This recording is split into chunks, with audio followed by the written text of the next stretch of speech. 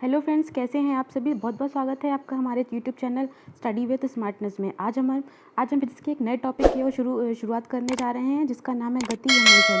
गति जो कि फिजिक्स के लिए बहुत ही इम्पोर्टेंट टॉपिक है। हमारे एग्जाम्स में इससे रिलेटेड बहुत ही अच्छे क्वेश्चंस बनाए जाते हैं। तो चलिए स्टार्ट करते हैं आज का लेक्चर। तो सबसे पहले हम देख लेते हैं गति आखिर होती क्या है, किसे हम गति कहते हैं।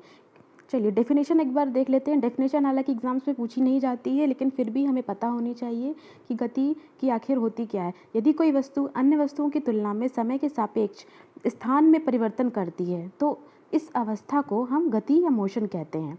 देखिए बहुत ही छोटा सा इसका मतलब है, कहने का वस्तु की स्थिति में परिवर्तन ही गति कहलाती है। यदि वस्तु की स्थिति में परिवर्तन हो रहा है तो वह गतिशील है। यदि कोई वस्तु जो ए है वो एक समय पर किसी पॉइंट पर है और दूसरे ही समय पर वो दूसरे पॉइंट पर पहुंच जाती है, इसका मतलब कि उसकी गति हो रही है। यही कहा जा रहा है, समय के सापेक्ष उसके स्थान में जो परिवर्तन होता है वस्तु के, उसे ही हम गति कहते हैं। चलते हैं आगे। गति के आखिर प्रकार कितने होते हैं। देखिए दोस्तों, इस वीडियो में हम गति की बहुत ही बेसिक सी चीज़ें पता करेंगे कि बहुत ही बेसिक चीज़ें आखिर गति होती क्या है, उससे रिलेटेड इम्पॉर्टेंट चीज़ें। इसके बाद हम आगे बढ़ेंगे कि गति के आखिर जो भी इम्पॉर्टेंट क्वेश्चंस आते हैं उन्हें भी मैंने इस वीडियो में इंक्लूड किया हुआ है। चलिए देख लेते हैं गति के प्रकार कौन कौन से हैं। पहला है रैखिक गति। रैखिक गति जब कोई वस्तु किसी सरल रेखा पर गति करती है। यहाँ पर दोस्तों रेखा है।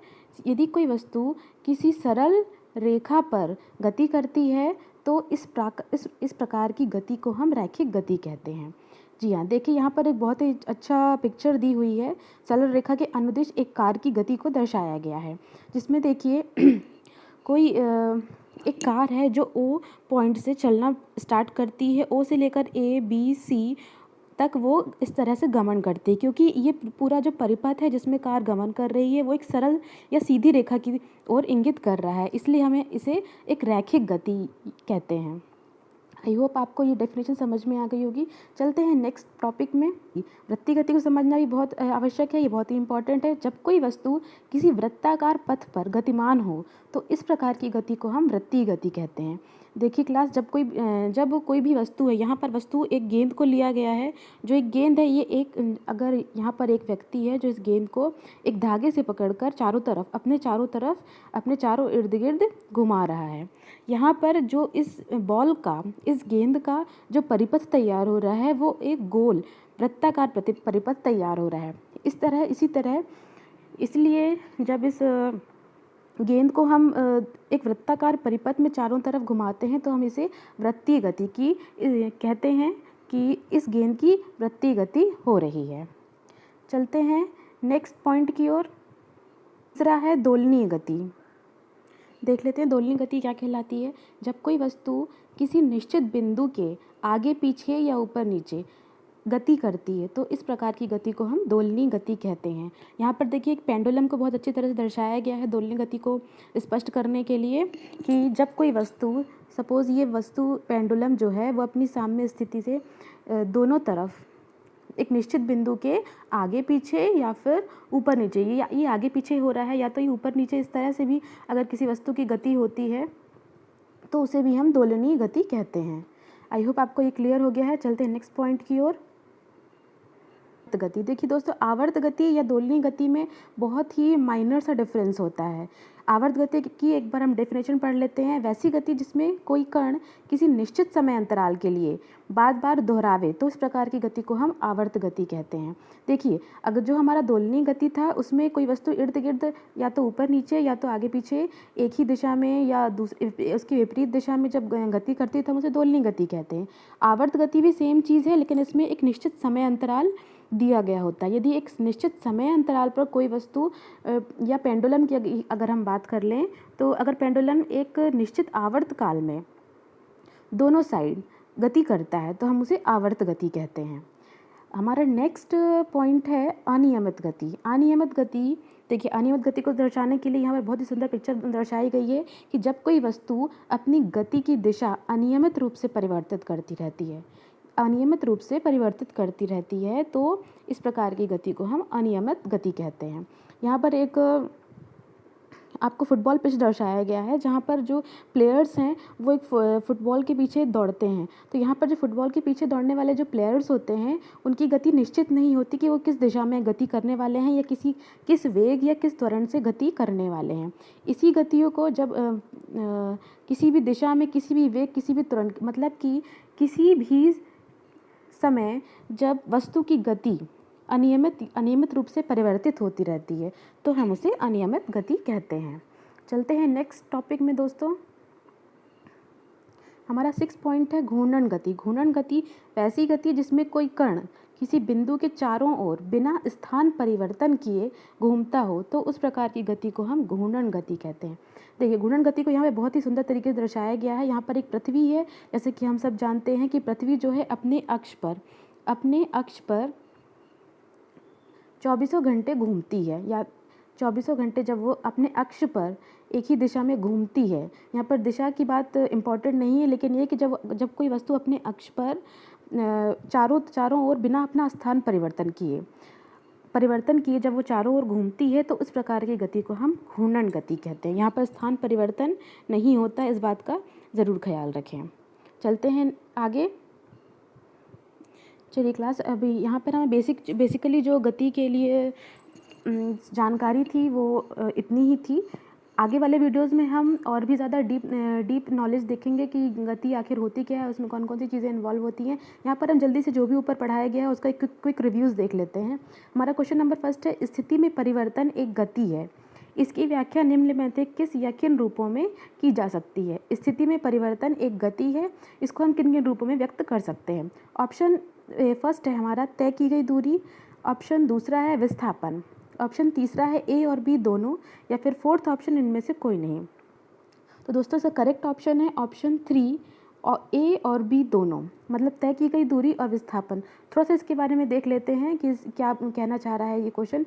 स्थिति में परिवर्तन एक गति है, इसकी व्याख्या तय की गई दूरी या विस्थापन के रूप में की जा सकती है, दोनों के रूप में की जा सकती है, क्योंकि एक वस्तु की गति का समान या असमान होना उस वस्तु के वेग पर निर्भर करता है, जो कि नियत या बदल रहता है। किसी वस्तु की प्रारंभिक एवं अंतिम स्थिति के बीच की न्यूनतम दूरी को हम वस्तु का विस्थापन कहते हैं। बहुत अच्छी चीज़ दी हुई है यहाँ पे, किसी वस्तु की प्रारंभिक एवं अंतिम स्थिति के बीच की दूरी को ही हम, न्यूनतम दूरी को ही हम विस्थापन कहते हैं। और क्वेश्चन में भी हमारे साथ यही कहा गया है कि यदि स्थिति में परिवर्तन की एक गति हो, उसको हमें समझाना है, तो उसके लिए दो चीज़ें बहुत इंपॉर्टेंट हो जाती हैं, तय की गई दूरी और दूसरा होता है विस्थापन। गति में ये दोनों ही चीज़ें इन्वॉल्व होना ज़रूरी है। नेक्स्ट देख लेते हैं। नेक्स्ट है हमारा, स्वतंत्र रूप से गिर रही वस्तु में कौन सी गति या चाल होती है। ऑप्शन ए है एक समान त्वरित गति, ऑप्शन बी है एक समान वेग, ऑप्शन तीसरा है हमारा एक समान चाल, या निम्न में से कोई नहीं। तो इसका ऑप्शन ए बिल्कुल करेक्ट है कि एक समान त्वरित गति। यदि कोई वस्तु ऊपर से स्वतंत्र रूप से गिर रही है तो उसका एक समान त्वरण होता है।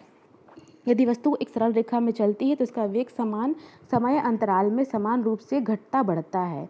त्वरण का यही मतलब है कि जो वेग होता है उसमें परिवर्तन किस दर से हो रहा है। यदि कोई वस्तु ऊपर स्वतंत्र रूप से नीचे गिर रही है तो उसका जो वेग होगा वो परिवर्तित होगा, वो समान रूप से घटता जाएगा। इसे ही हम त्वरण कहते हैं। वेग में जो भी परिवर्तन की दर होती है उसे हम त्वरण कहते हैं। चलते हैं नेक्स्ट क्वेश्चन हमारा है, वस्तु की चाल सामान्यतः वेग के परिमाण से क्या होती है। वस्तु की चाल सामान्यतः वेग के परिमाण से क्या होती है। ऑप्शन फर्स्ट है कम, ऑप्शन दूसरा है अधिक, तीसरा ऑप्शन है समान, चौथा ऑप्शन है तय नहीं कर सकते। तो इसका करेक्ट ऑप्शन है कि वस्तु की चाल सामान्यतः वेग के परिमाण से हमेशा अधिक होती है। जी हाँ, वस्तु की जो चाल होती है वो वेग के परिमाण मतलब कि वेग की जो वैल्यू होती है उससे हमेशा ज़्यादा होती है चाल। चलते हैं नेक्स्ट क्वेश्चन की ओर। की स्वाभाविक अवस्था क्या है। किसी वस्तु की स्वाभाविक अवस्था क्या है, क्या वो हमेशा गतिज अवस्था में रहती है, या फिर सेकंड ऑप्शन है हमारे पास विराम अवस्था में, तीसरा ऑप्शन है शून्य अवस्था में, या फिर चौथा ऑप्शन है इनमें से कोई नहीं। तो इसका करेक्ट आंसर है कि किसी वस्तु की स्वाभाविक अवस्था उसकी विराम अवस्था होती है।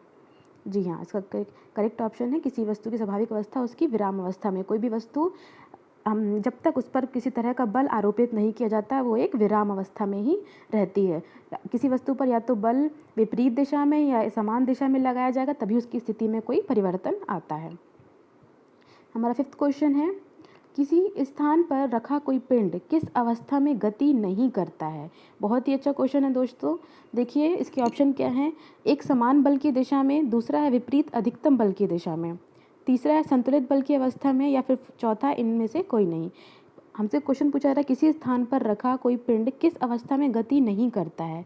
देखिए अभी मैंने बताया कि अगर कोई पिंड है, उसे अपनी अवस्था से अगर परिवर्तन चाहिए तो उसमें किसी न किसी ओर से हमें बल आरोपित करना होगा, तभी उसकी अवस्था में कोई परिवर्तन या उसके स्थान में कोई परिवर्तन होगा। यदि किसी पिंड को अवस्था में परिवर्तन नहीं चाहिए तो उसे हमें चारों तरफ से संतुलित बल देना होगा। संतुलित बल देने के बाद ही वो अपनी अवस्था पर जमे रहने के लिए तत्पर होगा। अन्यथा हम जिस ओर से बल लगाएंगे पिंड उसी ओर चल देगा। इसलिए इस क्वेश्चन का जो सही आंसर है वो हो जाता है 3rd ऑप्शन संतुलित बल की अवस्था में कोई भी पिंड गति नहीं करता है।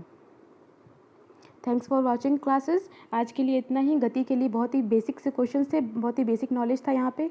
नेक्स्ट वीडियोज़ में हम थोड़ा सा और गति के बारे में और अध्ययन करने जाएंगे। तब तक के लिए थैंक यू।